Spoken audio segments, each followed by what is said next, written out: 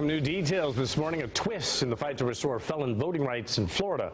Those pushing for the amendment now finding themselves fighting against part of it. We got Ryan in studio to explain what's going on. Ryan? Yeah, Bob, they don't seem to be any closer here. The controversy around the issue continues. People who pushed for a constitutional amendment to restore most Florida felon voter rights are now opposing a bill that sets terms for that restoration. Back in November, Floridians voted to restore voting rights to some felons once their sentence is complete. Well, yesterday, a House committee approved a bill which defines what that means, but Amendment 4 supporters say the bill's language is too restrictive, partly because it requires all civil fines and court costs be paid before a sentence can be completed, something some ex-offenders could have a hard time paying.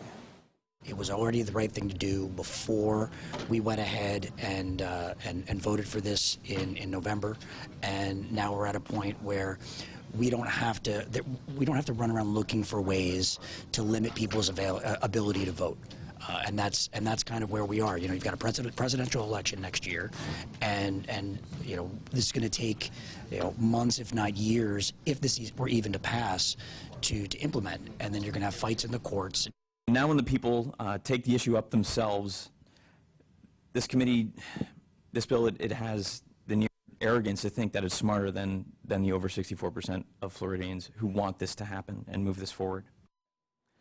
Well, yesterday's discussion was the first of several hearings on the issue as the legislature meets during its regular session. They've got to wrap this up by early May when the session ends. Bob, Amy, back to you.